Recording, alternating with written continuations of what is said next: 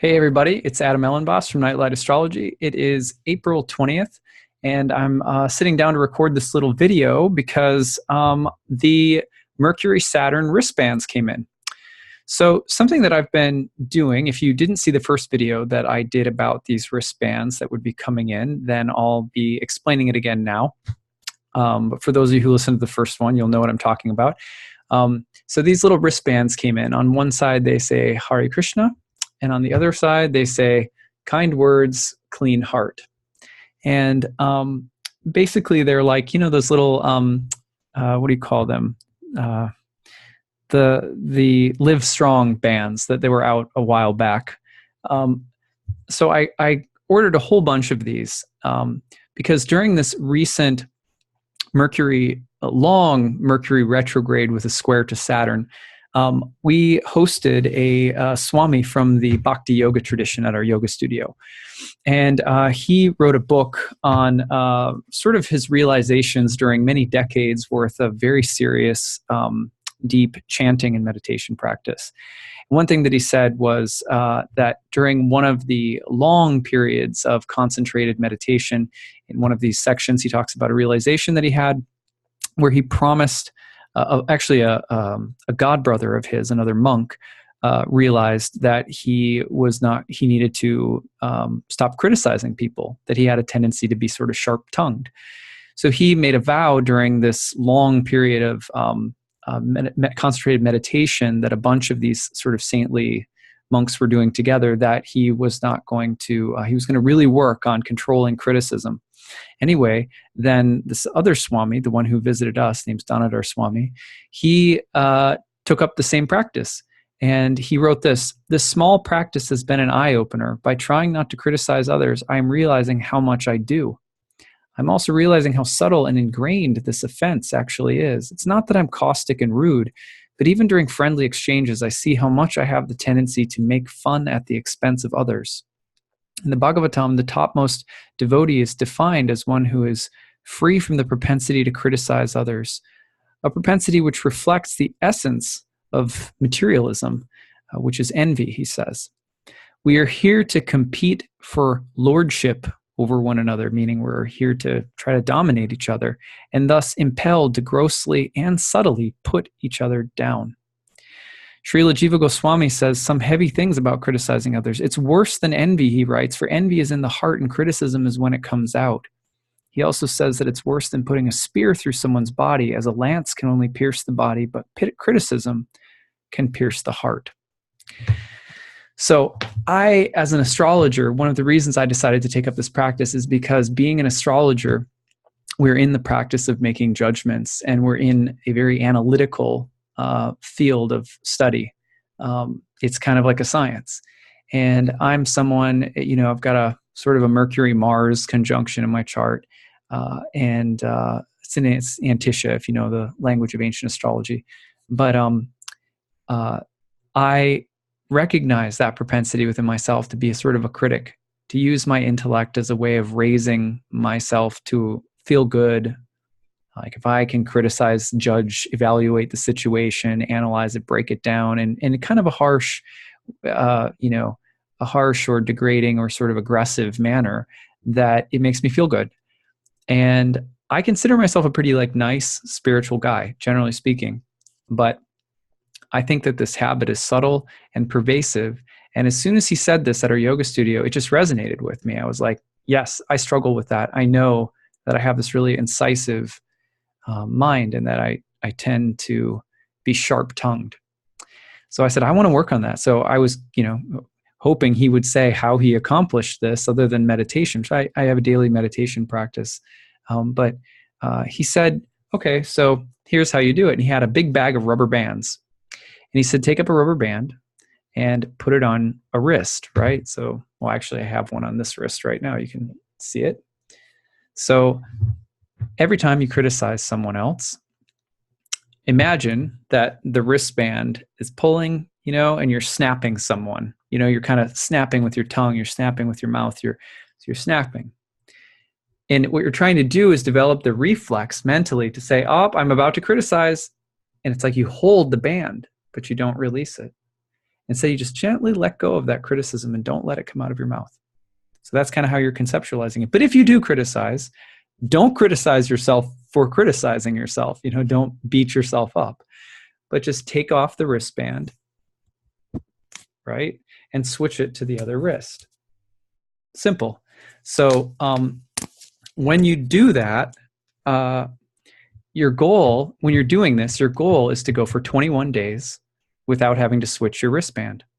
And the thought is that it takes 21 days to establish a habit or to get rid of a habit. Well, we're trying to get rid of criticism, and we're trying to replace it with more genuinely loving thoughts and a more careful, slow, and compassionate mindset.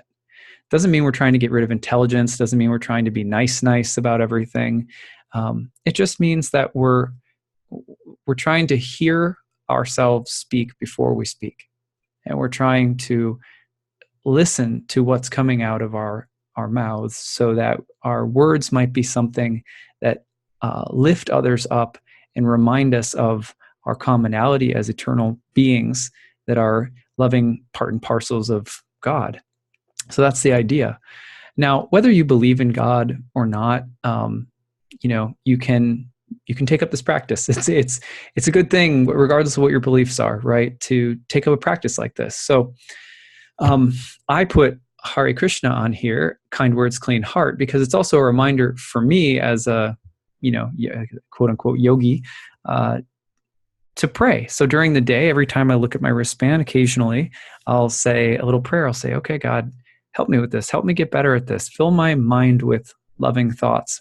Make my mind and my heart as one, and live in my mind and heart so that I can genuinely perceive from the heart. So it's not dumbing me down. It's making me wise and compassionate at once.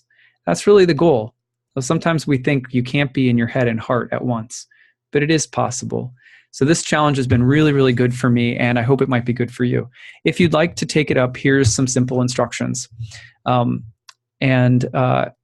give you a few more tips after I do this as well, so that I've learned a few things that I'll pass on to you, even though I'm right now, I am 5 days in after about 8 days of switching the wristband back and forth quite a bit, including criticizing myself for having to switch the wristband.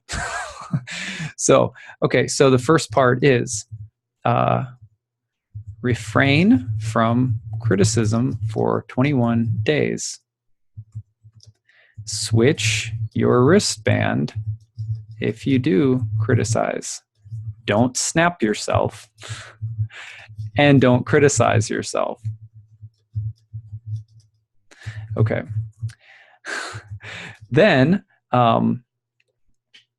you start over if you do. Switch your wristband if you do criticize, and start over again. In this exercise, everything is progress. Even if it takes you 6 months to get to 21 days, if you keep at it, then everything is progress.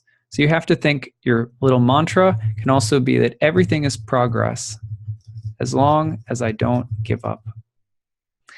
So be nice to yourself while you go. It's really hard.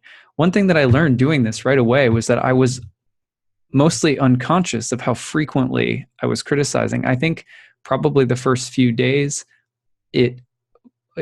I missed many times where I probably it may have been appropriate for me to switch my wristband. And that was a part of kind of becoming more aware of what was happening. So that's normal. That's okay. That's part of the deal.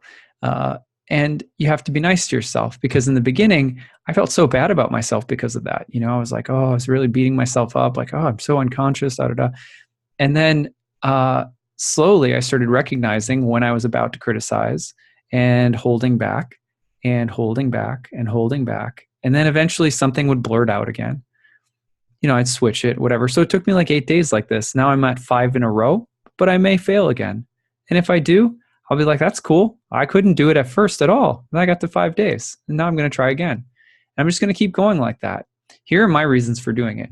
1, I'm an astrologer. I do things that are really intellectual, really heady. And I spend a lot of time talking with people about their lives. And people are filled with self-doubts and fears and all sorts of things.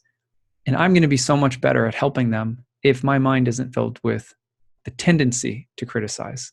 Even the tendency to criticize shifts how I read a chart, whether I'm reading it in service to their highest good or not. So it's really important that I try this for the sake of my clients. 2, I'm a dad. And because I have a sharp mind and a tendency to criticize, I don't want my daughters, I have another daughter on the way in July, and my daughter's 2.5 right now. I want them to be smart, but I want them to be really heart-centered. I don't want them to pick up my tendency to criticize. So I want to improve the way that I speak so that they can inherit good qualities as well. And finally, I'm a husband. And there's nobody that I'm probably harder on than myself, but people who have been close to me more than anyone know that, I can put on a good face in public, right? And I can be like, a good public presenter, teacher, whatever.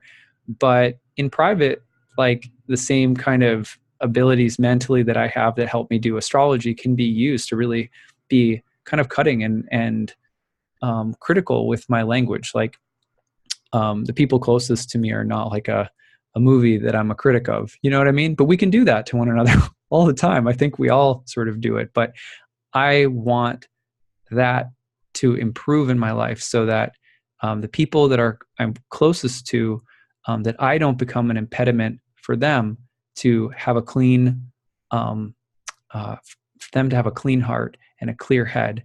And we can disturb one another's peace very easily through barbs, through harshness. So this is also, in case you're interested, this all began for me as Saturn came to oppose my natal Mercury in Cancer. So it's a perfect time to be learning more about speech and stuff like that. My meditation practice has really increased throughout this process. So when I send you these wristbands, if you would like one, I'm going to tell you how to get one. I'll also send you a little, basically like a little card giving you some tips for meditation if you want to try taking that up, because meditation is a really helpful thing for improving this process. So if you'd like a wristband, just email me your mailing address at nightlightastrology@gmail.com. I will not mail you anything else in the future. This is simply to give you a wristband. So I hope you guys enjoy this challenge if you decide to take it up. You can also just use a rubber band at home. No big deal. I just thought these bands were kind of a nice way of just making the experience a little bit more heartfelt and being able to share it with other people. So, all right. I hope you guys have a great weekend. Take care. Bye.